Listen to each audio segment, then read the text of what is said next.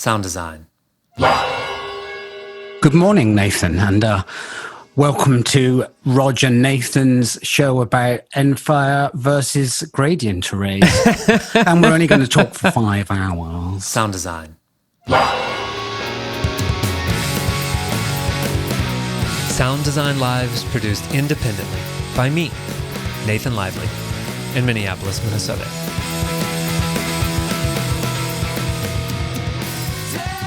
Welcome to Sound Design Live, the home of the world's best online training and sound system tuning that you can do at your own pace from anywhere in the world.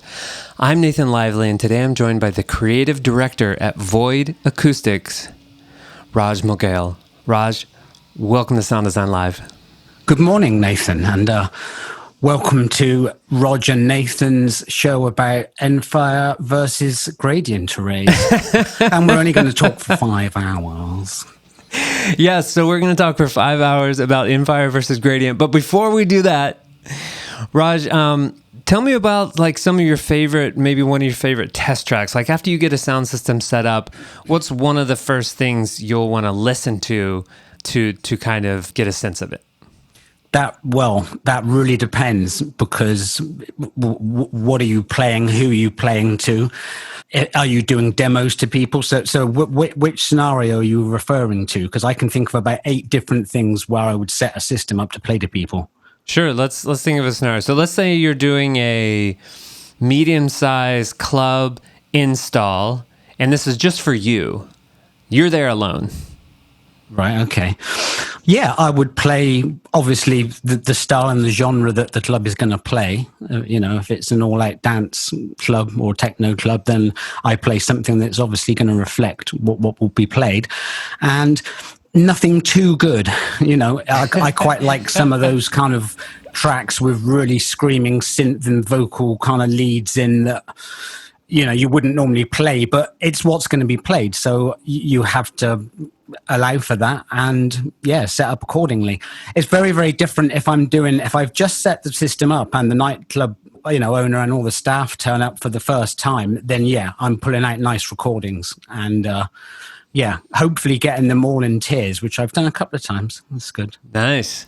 Yeah, so that's interesting. So do you do a little bit of part of your research is to kind of find out what music they'll be playing there, what they're expecting to hear, and that way when you do that first demo, you have something that that they're familiar with? Yeah, of course. Yeah, with everything in life, you do your homework. You never ever get caught off guard. So I need to know who's DJing in there. What kind of nights are putting on what kind of styles, and I'll do my homework. That's the way you go forward with it. Just out of curiosity, do you notice any trends in the music? Like, is there one artist or one track that everyone's going to be happy with, or is always going to come up when you ask people what they're playing? Difficult. In the club world, not really. I see it on forums commented that Darude Sandstorm is often one that's kind of people, you put up a post and go, what would be the first track you'd play on that? And you often get that. It's kind of fairly typical.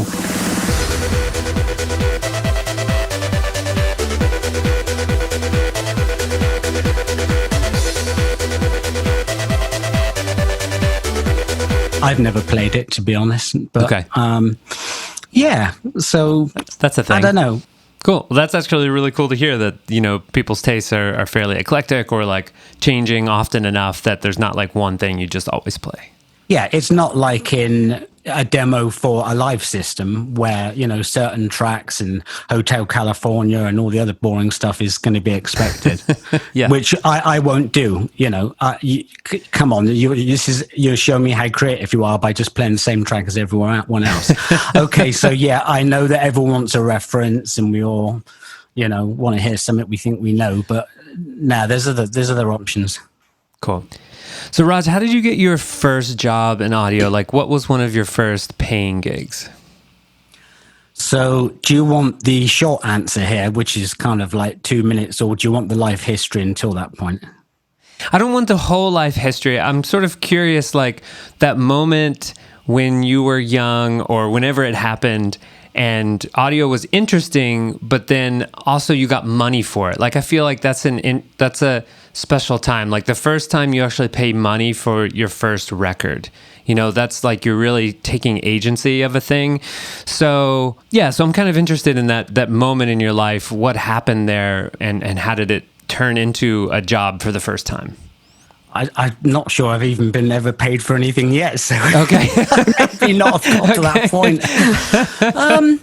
I mean, obviously, it was always in me, music. It's not something you choose. I'm quite against people that, you know, choose to be in something. It chooses you. You just got to be there for it. And if you're open enough, and it will come and it will find you and it will use you and it will give you a good time and all the tools you need to do it. So, yeah, so first got into it, very young age. I didn't hear very well as a kid at school. I was the kid at the front of the class with the big headphones and the thing swung around my neck. So really, okay. I kind of always wanted to make everything louder, I suppose. Sure. Kind of glorified from that, really. So yeah, hearing got better after about 10 or 11, and I kind of could start to speak a bit then as well, which was handy.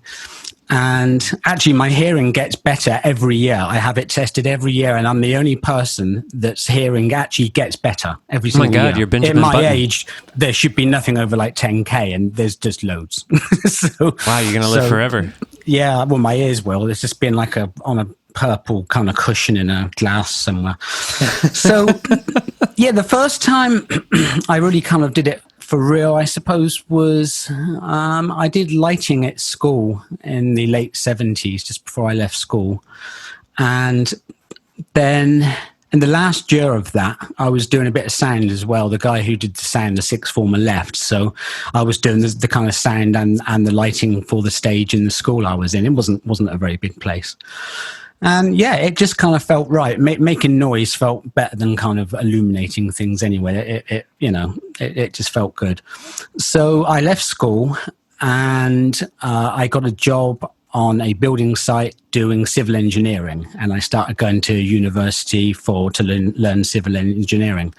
Did that for 2 years. And yeah, I really just knew that wasn't my path. It was just, you get that, God, is there something else out there? And if there is, and I don't do it or find it, am I going to regret this? And I got to that point, and when I get to that point, I just walk away. So I just walked away from it, and I didn't look back. It wasn't what I'm used for. So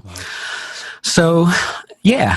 But in the evenings and at weekends, I was kind of doing a few kind of discos. A friend of mine had like a really bad disco, and I thought, yeah, I'm going to build some speakers, and just because I wanted to and I could. And I just thought, yeah, it'd be a cool thing to do. So I think it was some of the ones from the early Fane catalogue, maybe like the 115, W bin and the Y bin and things like this. And although actually, even in the early 80s, in my last year at school, I was in woodwork building speakers as well. I'd started that early. Yeah, I really wanted to. I mean, at 2 years old, my mother's got pictures of me, with like cardboard boxes with like woofers drawn on them and connecting with bits of string, and there's even like awesome. preamps and amplifiers. It's getting that technical, even at like 2-3 years old. So yeah, in the evenings was doing this disco with my friend, and it just was good. And then some kind of friends of mine said, wow, yeah, we've got a gig coming up at like a pub or a small club. Would you like to do the sound? And I'm like, yeah, why not? So I started doing that. I got a small mixer, 12-channel mixer, a little multi-core, some mics and stands. And that was, I suppose, yes, that was mid 80s, and that was the first paid thing I did, really, the discos and the live work with the system I built. Sure. So that was your first like sort of commercial opportunity. I'll make speakers for my friend who's building this disco or is managing. Yeah. Actually, it wasn't his. I sub-hired it to him. So, got it. It was, yeah. I actually had a rental company from 1985 onwards. It was called Sound Facilities. Mm-hmm. And so that it kind of took off a bit. And after about 2-3 years, stopped doing the discos. Just wasn't really into it. I was really kind of into the live things and doing a small few festival stages outside and doing lots of kind of pub and bar work, and no nightclubs at this time. And yeah, it just took off. And then I did a couple of bands that were kind of breaking at the time, and that was useful because a lot of A&R and a lot of music industry people would turn up at concerts and gigs. And you were using your systems? Yes, yeah. By then, I'd actually designed my the first sound facility system. It's blue with yellow writing. There's some pictures of. I can send you pictures. There's pictures on the web. Sure. Yeah, I kind of started to, I suppose, get noticed that, this guy's not doing too bad a mix. So a couple of companies in Bristol, and which I can't actually remember the name of at all. My memory is really bad. Said, would you like to kind of come and do a bit of freelance mixing, for some bigger shows and that? And I said, yeah, I'd kind of love to. So went over and kind of, took a while, and some days and afternoons to learn the desks and all the outboard and stuff like that, because it was quite a step up from what I was using. Sure. And really got into it and went out and did loads and loads of shows. Then did some work in London. This must have been from about 87, 88, 89, around that time. I was in London, and it just took off then. I was just getting work from loads of big bands and loads of big artists, and then went over to the States and did some bits in the early 90s. I've just been really lucky. I've worked with many people in the industry, but I've worked with people that I've really respected. I've never, you do people a disjustice if you don't like or don't understand what they're about. I had one of the biggest artists in 87. His management rung me up. He was an American guy. He's Who huge. was it? I can't say. I won't say. But he top 2-3 performers ever. That big. It wasn't Michael Jackson, but it was under that. But it was close in scale of things. And he just rings up. It was all telephones in those days, no mobile. So I had my ceramic thing with the round dialer. I've heard of it. Picked it. Yeah. Picked it up. No, thank you. Picked it up. And he's, We've heard some of your work and you come highly recommended. We've got a UK tour. And starting off at like Wembley or somewhere. And would you like to do front of house for this? And I said, well, to be honest, I just don't really like the artist. I called him by his name. I just don't really like him. I just don't want to do it. I'm sorry. Just put the phone down. Wow. But because, he deserved, and everyone deserves, to have the best they can. And it really needed someone that wanted that gig so badly that would have died for it and just done the ultimate mix. Yep. And it would have just been work for me. And it's not enough. It's a disservice to the artist. So I've turned down lots of work where I could have done it. It would have been an easy gig, but I'm not connecting with it. I'm not doing them justice. So yeah, I work that way on everything. No, it's great that you say that. I mean, we like to sometimes get a little arrogant and think that we're the best at everything. And really, we're only good at small number of things, and we should really focus on those things. And those include, working on the music that we really love. We're not going to be the best at working on music that we don't care for. Yeah. I mean, I see a lot of it, and especially recently creeping the industry, and it's where, people have really forgotten why we do sound and why we do live sound and we do clubs or whatever. And we do it for people's enjoyment, and we do it to make a difference. I say that music can't change people. You don't listen to an album and become a different person. You don't go to a concert and become a different person. But what it does do is it puts you in a place where you're able to learn and change. So it indirectly does change you. And I'm all for that. I'm just here to use what I've been given to give people a good time and just turn them on and make it as best enjoyable experience as I can. And that's the reason people work, as medics or paramedics or doctors or firemen. They're there for the people. But occasionally in the industry, you just see people who are doing it for them. They're walking around and they're it's all ego. And it's just like, just get out right now. Just stop doing that. It's just not right. If you don't know why you're doing this and who we're here and who we are serving, just don't do it. Get out. It's such a big injustice. Wow. So I see that creeping in a bit. where it's starting, there's superstar mix engineers and things, and it's like, no. It's don't go that way. So speaking of who you're serving, why do you think you ended up here talking to me today and not working as a civil engineer? Is it just because you hated it so much that you were kind of looking for anything else? Or was there a moment where you were like, okay, I need to make a decision for whether or not I'm going to be happy for the rest of my life or whatever? Can you think of how did that turn out? When was that moment? Yeah. And it was the, being 2 years in the uni doing the civil engineering kind of degree and being out on the building sites. It was the second winter that hit me hard. It really did. And it never felt right. It just didn't feel like the thing. It was the thing kind of I wanted to do, but it wasn't the thing I should have been doing. And it really wasn't. And so, yeah, after 2 years, I just had enough. And I was out, like I say, in the evenings doing systems and doing a few live events and discos and things. And that made more difference. I could really see how that could affect people and the difference and the change that could bring. So it was just one day sat in a lesson.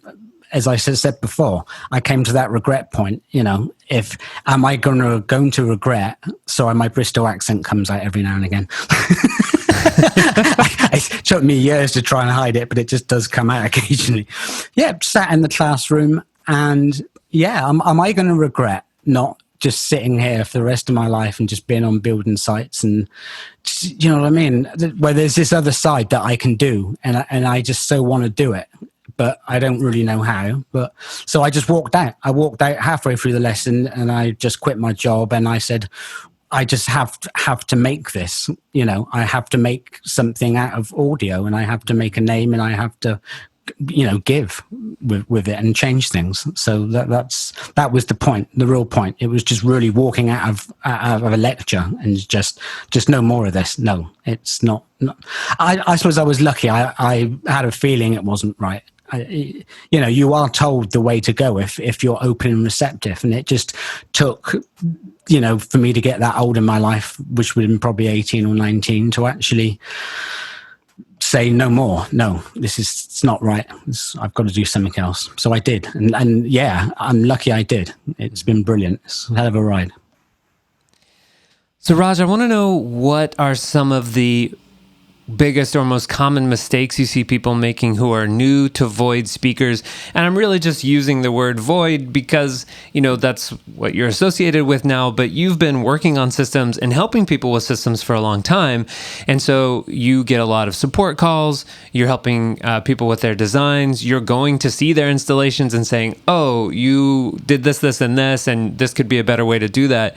So I'm just curious if there are any trends that you've seen over your years of working on systems that people just consistently do, or like the kind of questions that you get all the time. Okay, so I can split that into, obviously, because we do touring products as well, into touring and into live. Obviously, I have to be careful here not to upset everyone or anyone. You can upset everyone. I don't care. To be honest, it's a really, really good crew of people that use our products. We're not as careful as some other companies that really vet who uses their product and literally tells them, what time to get up and what toilet roll to use. We just don't sit on people that much, because if you haven't got that much trust for someone, don't use them. They just got to be able to get out there and just do a good job. And luckily, we have that, so I don't really see many mistakes, and if there are, they'd be pulled up by other people. We have 2 or 3 forums for power users, and people put up what they've been working on, and people just come up with suggestions and things.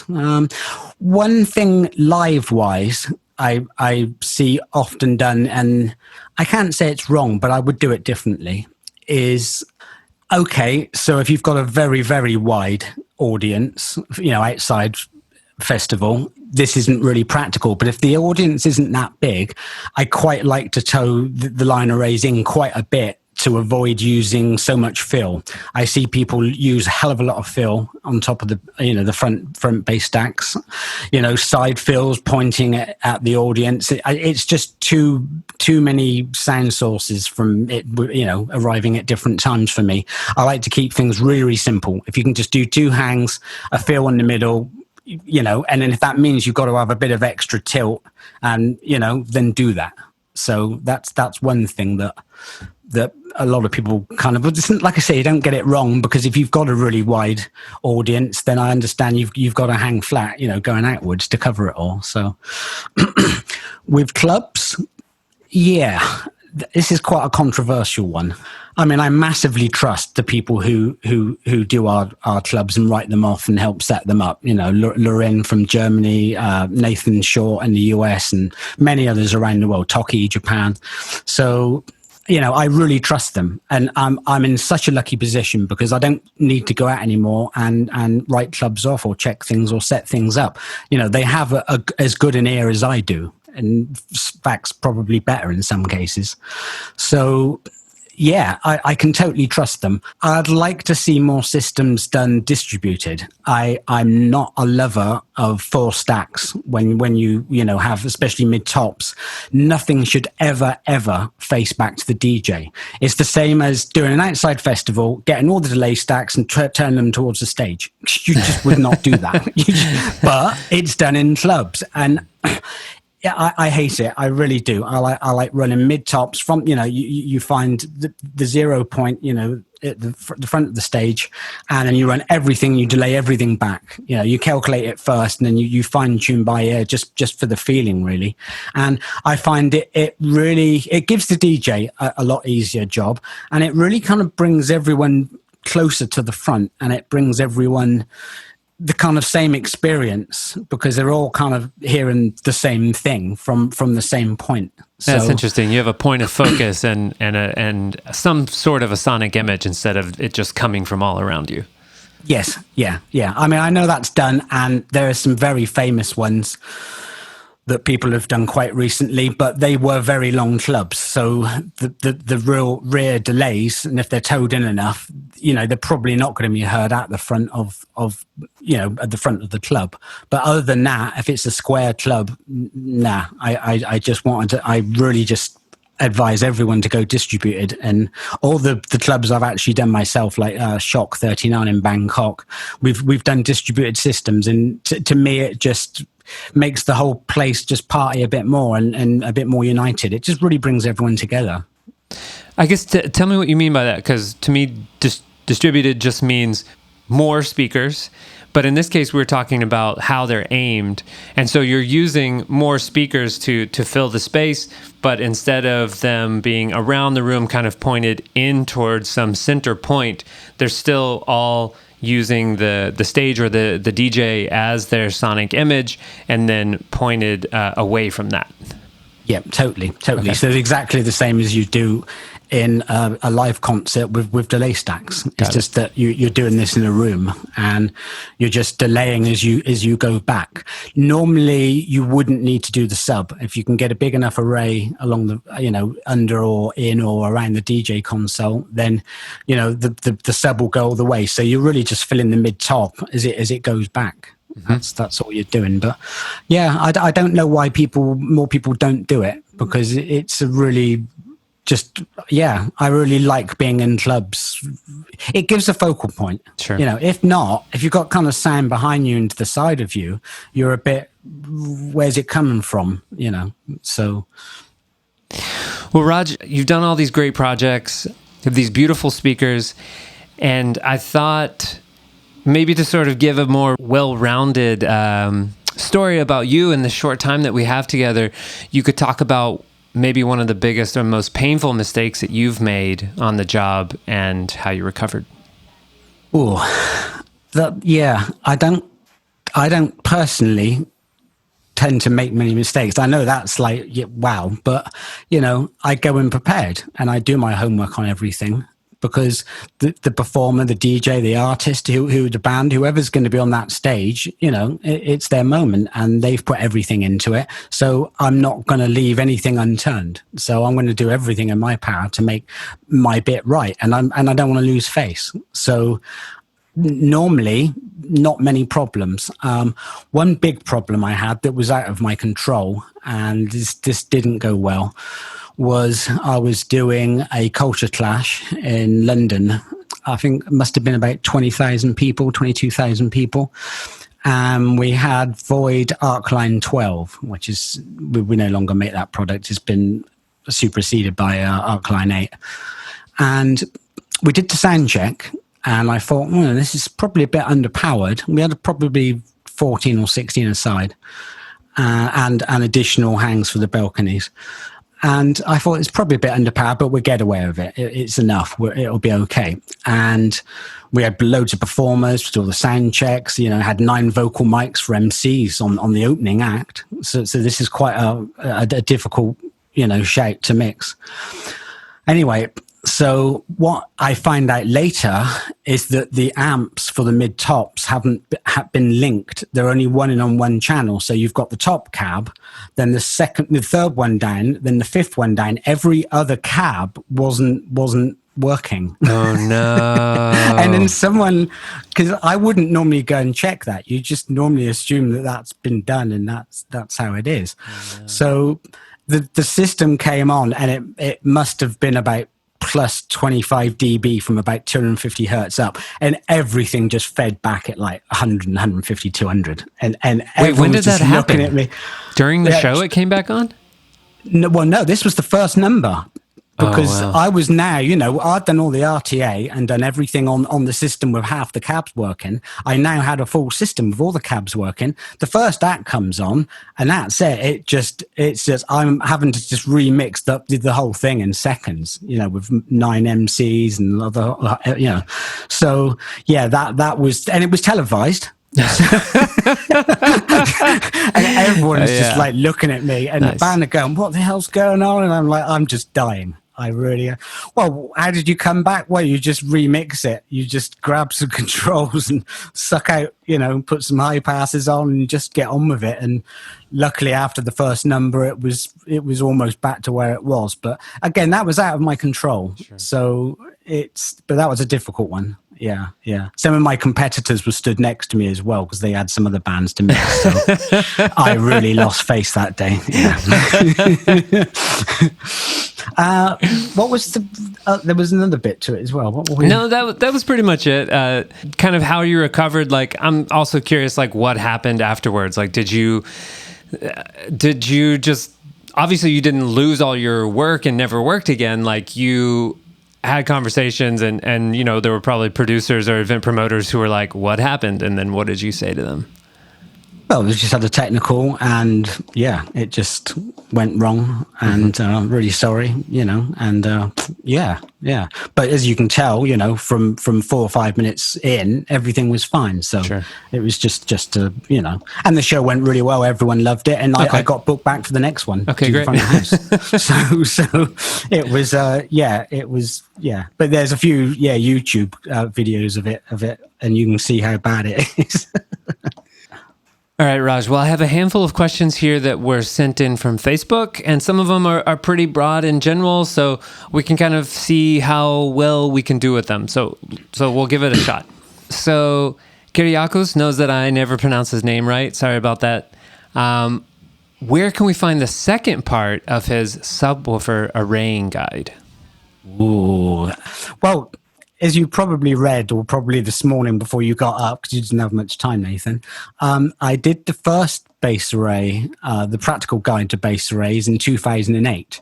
And at the time, there really wasn't anything kind of like it. There was nothing that showed you, how the response is going to look. So, also we had some big shows coming up as well, which is why the area, I think it's 50 meters by 25 or something, or 30 meters, is actually the area of the concert hall we had booked. So I just did lots of simulations just to see what was actually going to work the best at some concerts that I knew we had coming up.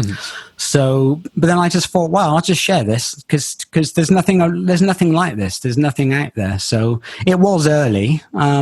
Some of the bits got taken up quite seriously. The Martin Audio MLA system from 2009 onwards for about 5 or 6 years used the Delta array that I outlined in the practical guide, and they used it at Glastonbury every year, and it worked well. It did work well. I'm a fan of more gradient, definitely. I know that's a question for later, but sure. Well, that's cool. Yeah. And that was definitely one of my takes. I read it a long time ago when I didn't understand any of it, but I do remember the Delta array, and I was like, oh, this is interesting. So for people who don't know and haven't read the guide from 2008, would you mind just describing the Delta array and what you feel like its best practical purposes? Okay, so it's quite a lot like what you would call now like an inverted CSA. So it's 2 cabinets forward. So say you're doing double 18s, you stand them upright, you do 2 forward, 1 back, 2 forward, 1 back, and the rear one obviously is phase adjusted and has a delay. So it's very much like, but with the Delta array, you actually physically move the bass bin, the rearward facing bass cabinet. You actually physically move it. Yeah, so this is what makes it look different than an inverted gradient stack that people might be familiar with. Yeah, actually, what you're doing is you're creating a bigger surface area, and so you've got a bit more directionality. That's actually what it's doing.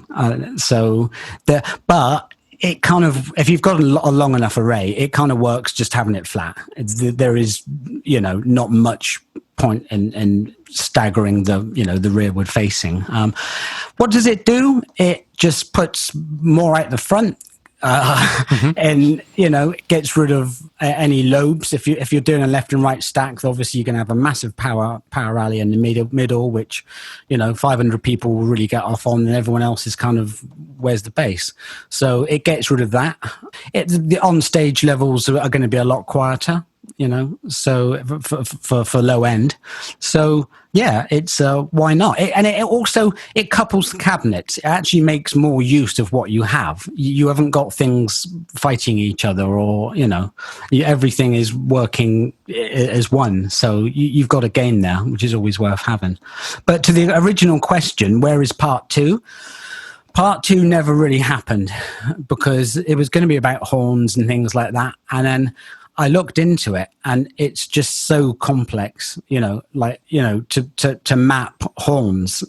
It's so easy to just have a double 18 reflex. It's so predictable. It's, you can get a GLL file of it. You just know what it's going to do.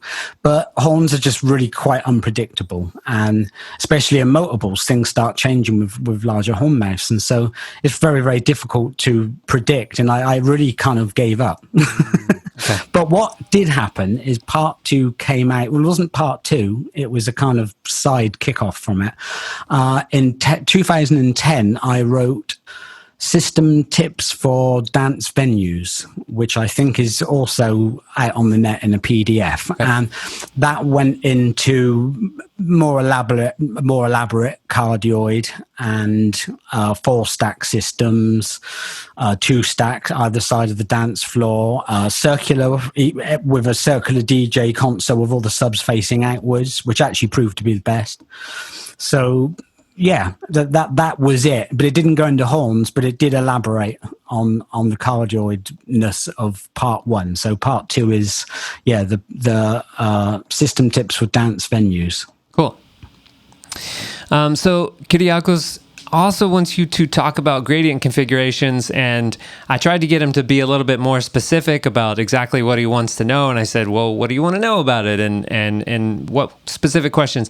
And he said, I'd like to know his subwoofer system design approach regarding the use of cardioid configuration, reasons to use, trade-offs like impact and headroom reduction, bandpass behavior, and if he has a preference on gradient or imfire or a mix of them. So we don't really have time to do like a whole 3-hour course on answering all these questions, which I'm sure you have a lot of insight into. So how can we talk about this question? What do you think Kyriakos wants to know from you about gradient arrays? I really have to start off by saying that really you're talking to the wrong guy about it, because over the years I've become more like a kind of jazz musician, where I've kind of tried to unlearn everything I've known, because they're so constrictive, and they set you in a very, very defined way. And I've kind of tried to go more freeform, because all my work has become design. As the company's become bigger, we have support staff, and we have staff to do help with installs and layouts and festival system planning. We have this, so I don't really get to do that anymore. So I used to, but that was probably 10 years ago. So that I've not really been in the field, and I go to concerts, I mix things, but I don't really plan the systems, and I certainly don't sit there for weeks on end just running simulations anymore. If I've got the time to do that, I should be designing, because you can get a lot of people to sit at a computer and do predictions, but you can get very, very few people to do what I do. And so that's another thing I've realized. My time is valuable, and you just capitalize on what you're good at. You just don't sit there running simulations or FEA analysis, because there's other people that can do that actually quite like it. I don't particularly like it. I really like designing stuff, and so that's where I'm at. I'm not a lover of Endfire. It's space. I don't. We don't get to do massive stadiums, and so we don't. We can be doing 3 or 4 stages at Notting Hill Carnival, which has 2 million people over the weekend. But because there's so many systems, it's quite small, and there's just not room for Endfire. There really, really just isn't. Not enough real estate. No. I've looked into it, and I've looked at people have had problems with lobing, and it doesn't look the cleanest kind of out the front. I'm really just a lover of just, bins as wide as the audience. Everyone's in it. If you need it a bit wider, you can start to put delays on the ends. Reverse some, in a gradient fashion, or a CSA and invert, so that you get quite a on stage noise levels, and that works for me. That really, really works. And I don't really think you can take that any further.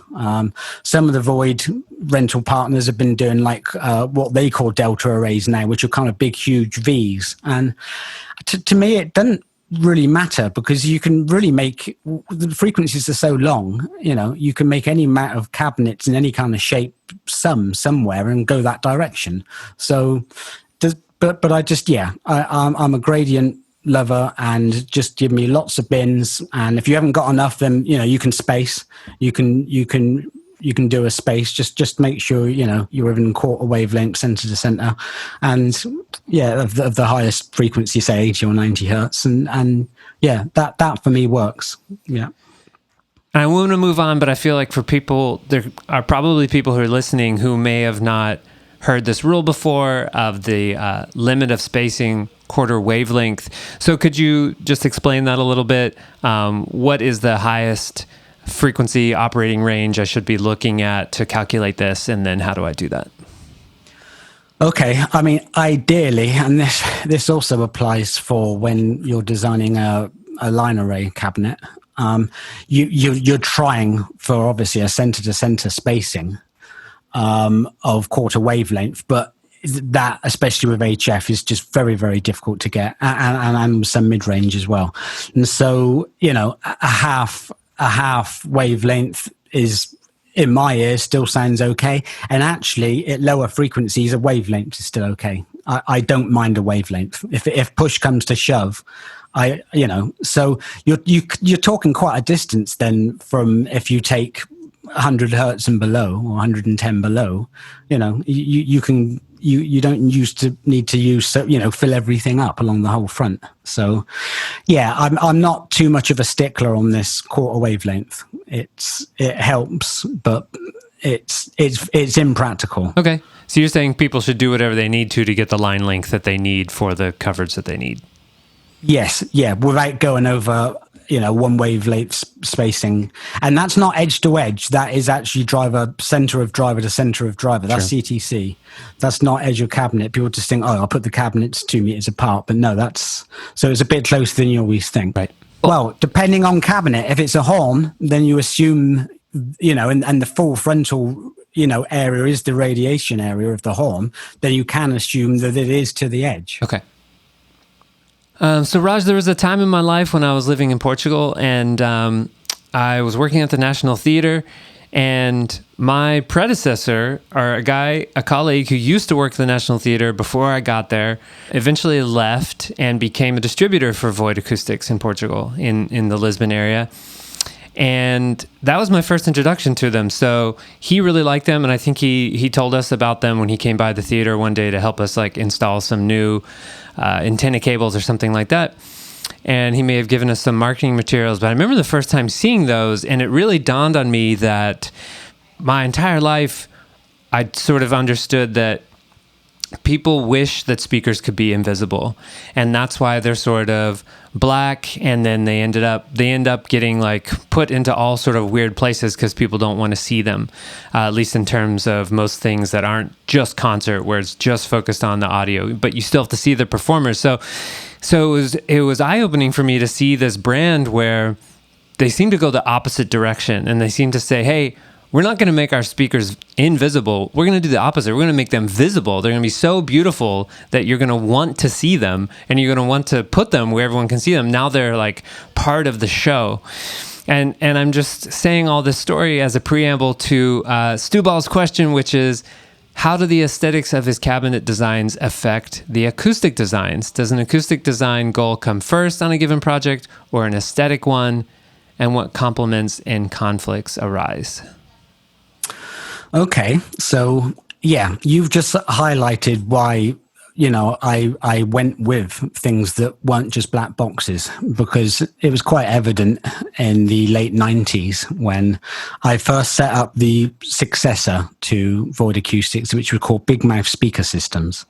And I was lucky to get some work out in the Caribbean, in Antigua, and also around England as well. And that was with a series called Static. It was all kind of wooden, and it was bare wood and very, very difficult to make.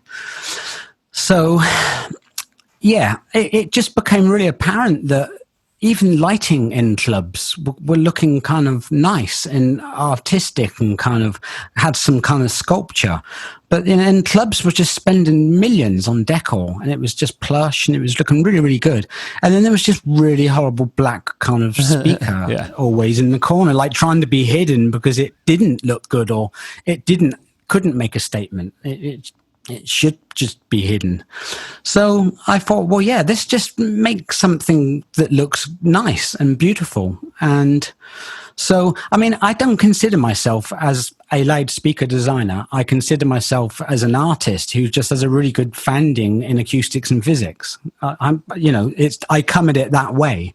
We have far more to do with how a top car manufacturer, comes up with molds and for cars and things like that than we do traditional speaker companies. It's so to get to the question, there's two ways to do this. There's either I come up with something just wacky looking in my head and I have to then make it make a sound, or the second way is I get a brief, and there's a second part to the brief bit, and that is that you want something to work so correctly that there is only one form it can actually take to do that.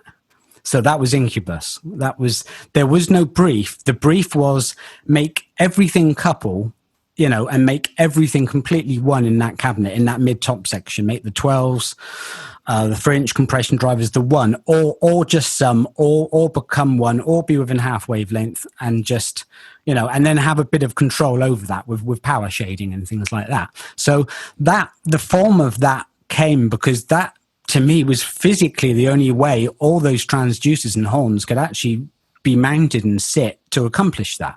So Incubus wasn't, oh, let me come up with something that looks, really, really groovy and then just try and make a sound out of it.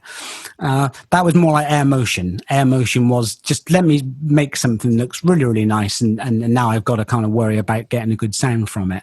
But because it is all conical horns, it's quite an easy thing to achieve. Tri-Motion was another one that was, I just want to make a speaker that looks like that. So you draw it first, then you start running simulations and then adjust things. And so, but Tri-Motion was difficult. To get a good sound out of that was very, very difficult. That's not an easy thing to do.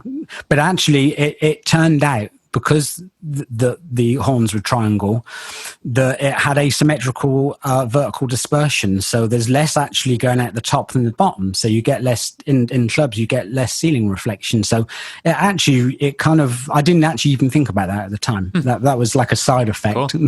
That's very useful. So yeah, two ways. The other thing is I get a brief, and it's okay, the cabinet has to be this weight, this size, because it has to go in a truck. It has to have this output, this frequency response, and things like that. And so then you really are, you're working to a spec, you're working to a brief. And I can do that. I don't mind doing that, but I do just like making weird shapes make a good sound. There's something about that. It's not, I mean, you could literally now give me a piece of glass and it can make a sound. It can make anything make a sound. It's not the problem.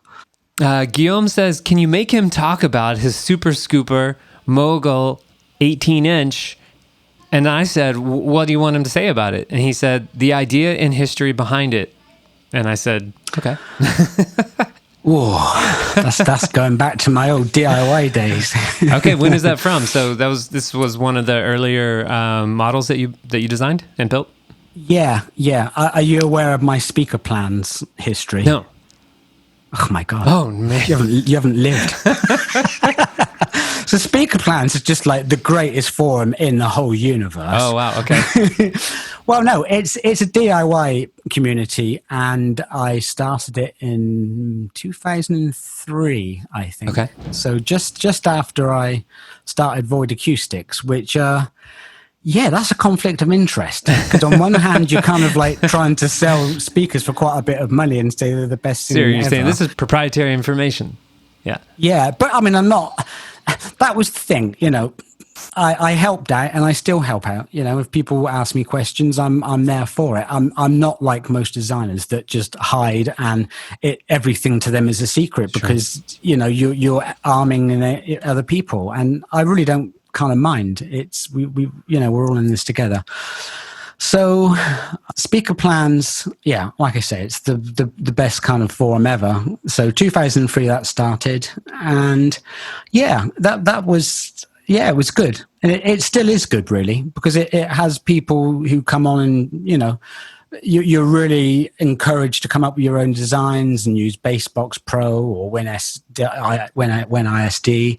or Horn Response, things like that, and just come up with your own thing. We were really, really against copying and people coming on and kind of wanting plans for things. It's like, no, just work it out for yourself, do it for yourself. So I'm glad the forum has kept that and still keeps going that way.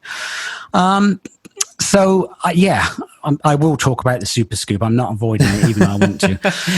So I started the forum because it really is a UK kind of answer to the US stuff that was going on. And that was Pro Sound News, was it, I think? Okay. The forum there, or Pro Sound Live. Yeah, Pro Sound Web. Mm-hmm. It might have even been called Pro Sound Live back then. There was another one. There was the High Efficiency Speaker Forum. And it was just people like me and Bill, what is this? The DIY guy, Bill Fritzman, I don't know. I'm sorry. Crap memory. Anyway, I remember Tom Dowling was on it as well. Okay. And there was a few, Wayne Parnham, and there was, you know, Freddie and DJK. There's quite a few of us, and yeah, we kind of really started that whole DIY movement. This was 98, 99. We were on these forums. You know, a lot of it was on kind of old tripod kind of forum sites, and just really Windows 95, I think my machine was back then. Wow. But it kind of worked, and we started talking, and yeah, it was brilliant. So I really wanted they were all US sites, and I really wanted to kind of the same thing, but more kind of UK based and more European based. So that's why I started Speaker Plans. And then it just, I actually, the more famous one was the 1850 horn. And I'm sure I did that before I started Void Acoustics. And I think Super Scooper as well, the 18-inch Super Scooper came out before Void Acoustics as well. So they would have been about 2000, 2001. Yeah, I just wanted to do some designs that people could use for like free parties and just to have fun with, really, and make a bit of a difference. It was nothing really too serious. Yeah, that's why I did it. It's kind of in a way come back to bite me, because yeah, I am in direct conflict. You know, it's a conflict of interest trying to sell speakers and also having plans out there that stop people from buying. But to be honest, the people that are going to DIY buy and build are never going to buy. So you've not really lost a customer. And I think what I have done is I do get quite a bit of respect by people saying, wow, you know, you're one of the only designers that will actually talk to people and actually will help out and come back with a reply. And I think, you know, that puts me in a bit of better stead than other people, really, because I do that. Sure. But yeah, Super Scooper was just for dub and reggae sound systems, used a PD 1850 Mark I driver. And yeah, you need quite a few of them because it was a hyperbolic flare rate, so you need quite a few to build up quite a big mouth, really. And yeah, it worked well. Then we released a driver, Void released a driver called the V18 1000, which actually worked really well in it. And I had designed the Super Scoop before the driver came out, so I didn't, that was a pure fluke that we came out of a driver that just seemed to be the one that worked the best in it. Cool. But yeah, so there's a small mod you can do that not many people know about, or anyone, and that is with some drivers, and you're going to have to sim this because, you know, I'm out of the loop with DIY, to be honest. This was all 20 years ago now, so I don't really know. There's people that are still doing DIY every day, and they're in a much better position to advise what's good. People come to me and go, oh, what's the best DIY thing? I'm like, just go to a forum, because, you know, they really are aware of what's happening, you know, and right at the forefront of it all. And I'm not, because I'm concentrating on more on the commercial side. Sure. So, forgot where I was going with that one, but no. The mod for the Super Scooper. Oh, the mods, yeah, and the rockers and everything else.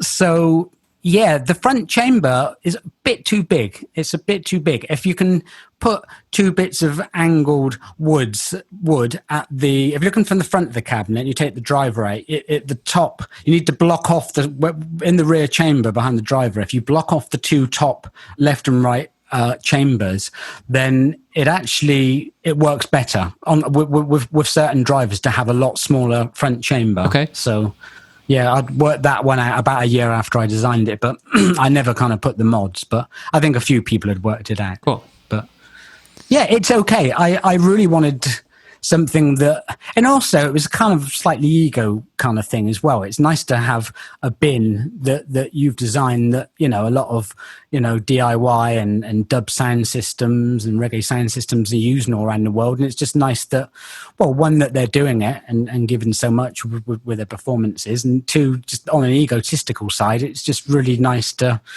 be part of that. And you know, if they're going to build something, it might as well just don't build some crap, really. So I just decided to put something out there, just kind of stop at least some real rubbish being built. But I really did want to compete with the Eminence design. There's a single 18 Eminence, And if you do a few mods to that by kind of putting in corner deflectors, it actually, I have to say, still is the better bin than the Super Scooper. The Super Scooper probably slightly under it, but yeah, a well modded Eminence scoop with double bracing is king. Yeah, cool. I don't hold that glory. I wanted to, but I don't. Okay, so Nathan Short says, ask him about running his racing motorcycles at 200 plus miles per hour on the unused superhighways in the edges of Tibet near China a long time ago. Apparently you ride motorcycles and you took one out to some superhighways in Tibet. What's the story here? That's such a Nathan thing, isn't it? To kind of glorify it up that much. That's brilliant. Yeah. Yeah. Actually, I was just going to a shop on a 50cc moped, to get a packet of fags. But Nathan turned it into 200-mile-an-hour spooky superhighways.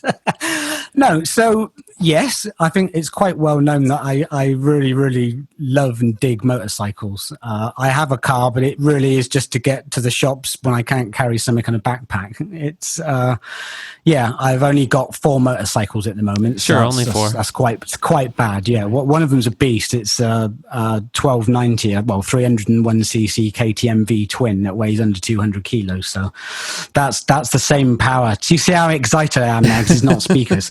Yeah, that's the same power to weight as like 2 Ferraris or 2 Lamborghinis. That's 960. What are you doing with that thing? A lot of wheelies. Yeah. It's got traction control. Doing some sweet stunts. Burnouts, but yep.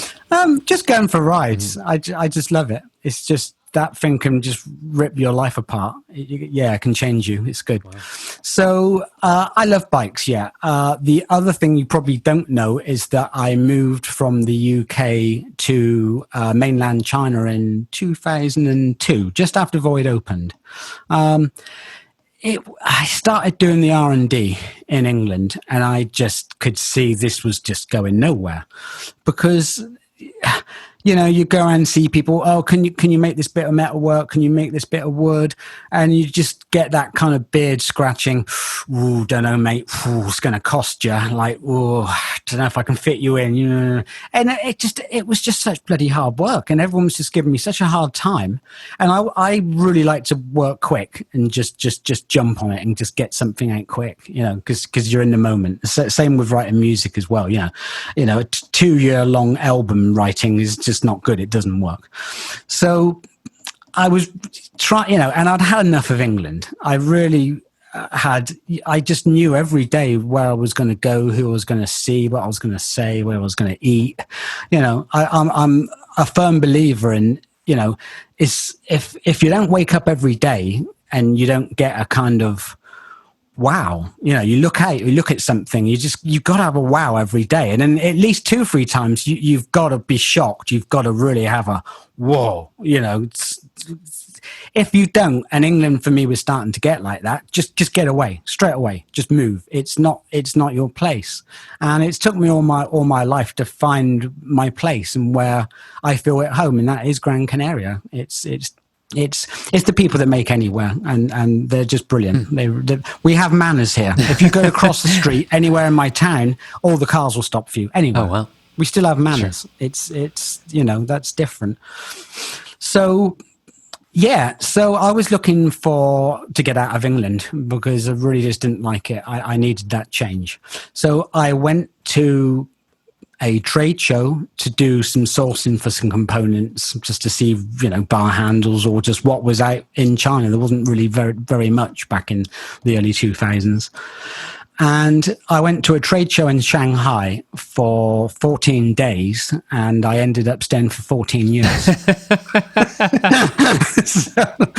so it was quite a weird one. Because I went back and seen some factories, and God, they just get on with it. Everyone just gets on with it. And if you just want something done quicker, you just chuck a few more people at it. And everyone's so eager to learn, or they were then, they're not so much now. Everyone wanted to learn, and you just chuck people in it and you could get stuff done. So I was really impressed, and I was just, going back and forth to England more and more, like the first year. And then in late 2002, I think I thought, wow, I'm kind of in China more than I'm in England. So I'm just going to stay here. I'm just going to live here. Sure. So I rented an apartment just outside Guangzhou, in quite a rural area, actually. And I thought, well, stuff it. So I'm going to build an R&D lab. So I did. I rented a place, built some soundproof rooms, and got some nice kind of kit in there, and things like that for testing. And had some offices, and I got a couple of CAD guys, and we had a small area where we could do kind of mock-ups for bass bins, prototypes, so woodwork. And we had fiberglass. We had a guy who could do molds and would knock us up some fiberglass. So, I did so much from 2004 till 2010. I designed, everything for Void, and that was over 35 series and probably 6 or 7 products within each series. Wow. So that's, I don't think, ever been done in history. I could literally have something at the door in 3 days. You could work that quick. No, it sounds like you were really focused, and you had this whole team who were really focused with you as well. Yeah, that's how life works. Yeah. You just get a team of everyone around you that you need, and you just, you get everyone really on one. They've got to be up for it, though. And the people were, and they really wanted to learn. And I just did so much, so quick. And I loved it. Awesome. It wasn't the easiest country to live in. It wasn't, it was, in the end, I couldn't wait to get out. I'd really, really had enough. Okay. But yeah, it was. So in terms of getting work done, it was the best. But then in terms of living, you were like, okay, it's time for another thing. Yeah. I mean, things happened with the presidency change as well, and the whole place really changed as well. And so it became quite difficult for a foreigner actually to be there in the end. So that was hence the move in, I think, 2014 or 2015 when I moved out. So, right, the motorbike in Tibet thing. So I would spend, after about 2-3 years of being in China, I would spend the winters just outside Guangzhou in the village, because it was quite warm. You could have 26, 27 degrees on Christmas Day and New Year's Eve and things like this. I don't know what that is in real Fahrenheit, but people will look it up if they want to know. Yep. So what happened was I would spend the cold winters in Guangzhou, and then the summers I would go up to Tibet. And I didn't have the full R&D lab, that was in Guangzhou, but I did have like a kind of apartment and a little kind of almost like a design studio where I could go in and do a bit of CAD and kind of just come up with concepts and come up with ideas to take back to the lab. So I used to spend quite a lot of time on the China-Tibet border. And yeah, I had bikes in both locations. I had the 11 motorcycles was the most I had at one point. Oh, wow. And yeah, they were just kind of roads with no one on them. And some of them were kind of private kind of tow roads and that. And it was just, there's still not many people on the roads, in central or western China. There's, a car is still quite a luxury item. So yeah, I had this ex-SBK Kawasaki Z10RR, and good for about 195 horsepower, I think. And it didn't have any restriction, because Japanese bikes have a 300 kilometer an hour restriction, which is about 186 miles an hour. They've got like a kind of gentleman's agreement that no bike goes over that, even though they can. But this didn't have that. So I'm not sure it was 200. I read just over 200 on the speedo 2-3 times on the high speed runs, but I think the GPS was reading about 197 I was doing. So yeah, it's enough. Yeah, it's quite a strange experience. Sure. There are a few kind of cars about it. It's quite strange, because it's like you're in a car park just kind of slowly maneuvering around vehicles. It's really that are parked. It's quite strange. It actually feels quite safe. There's no kind of buffeting or wind noise because you're right behind the fairing, and you really feel quite confident and safe. It doesn't, you think, oh my God, 200 mile an hour, but no, it's all right. All right. Yeah. It's amazing. Yeah, so that was the Tibet and the China thing. So big part of my life, a massive part of my life. I spent almost half my life in Asia. Then I moved to Malaysia after China, and was always going to move the R&D lab there, but I only really lasted 4 or 5 years in that place. Okay.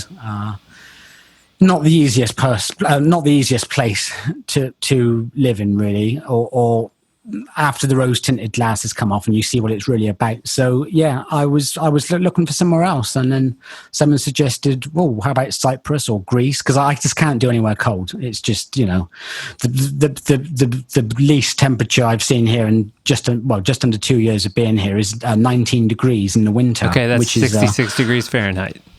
Yeah, that's the coldest. 66 is the coldest it can ever get here. Mm-hmm. So, and I think it has the world's third most stable, climate. So it never go over like 27 or 28. Wow. So and just for people who are wondering about your earlier comment, 27 is 80 degrees Fahrenheit. Yeah. So it's 66 to 80 all year round. Rain every 7 or 8 months, and only for 15 minutes. So, that kind of, suits me fine. That kind of living, it's good. But what I've actually done by being here is I've found where I fit in, and I think the most important thing in life is to find where you fit in. It might not be the place where you look like you come from or even sound like, but it's just where you fit in, and everything comes together. Since I'm here, everything's come together. I'm more creative. I write more music. I design more speakers.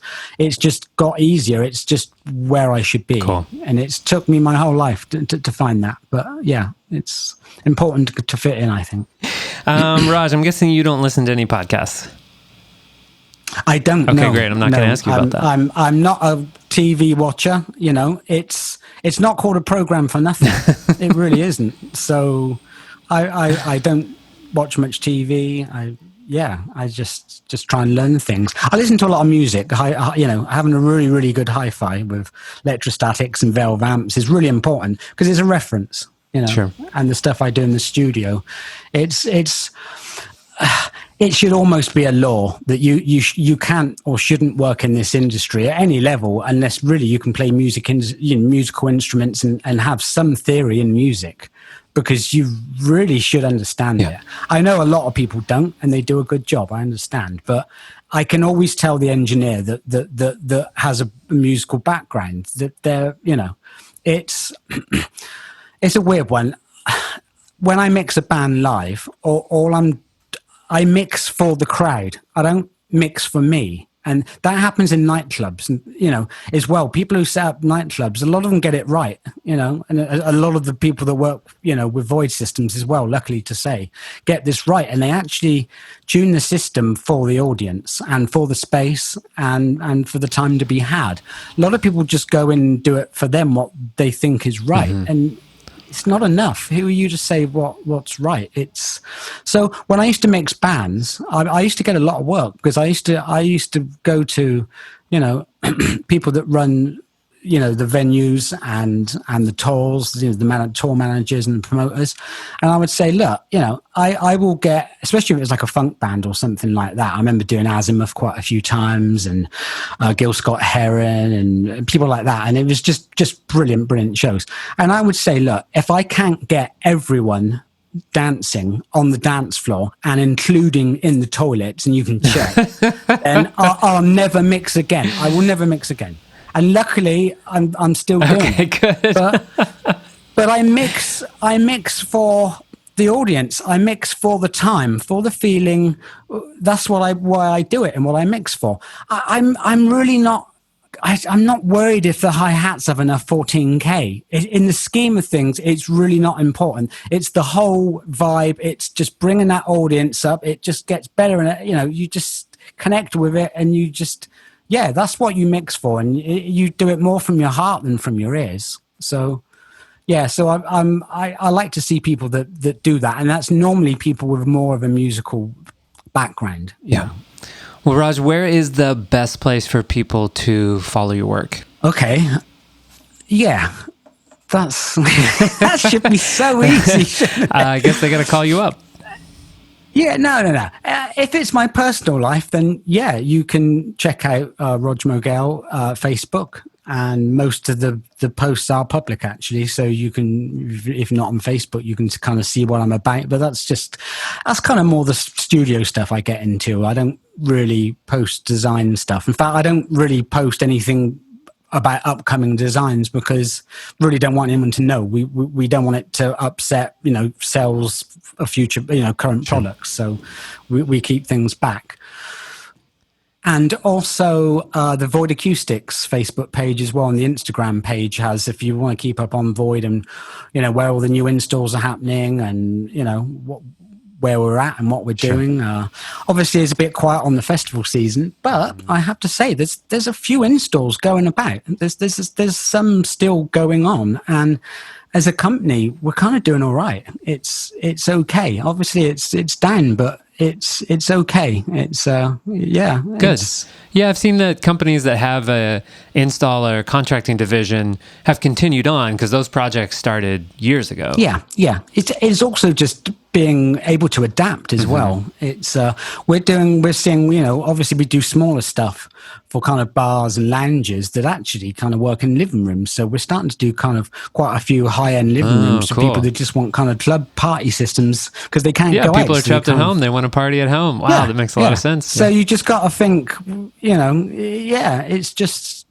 there's an opportunity out there in everything that's kind of bad if you know how to work it and you can see it and you can use it. So this has not been so bad for us. I mean, I do feel for the people that have the tech crews that are all laid up and the system sitting in warehouses, because there's no festivals.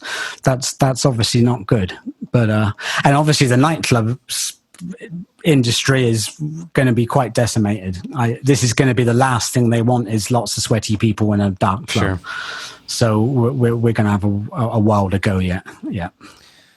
Well, Raj Mogale, thank you so much for joining me on Sound Design Live. Yeah. Okay. Thank you, Nathan. Sound Design.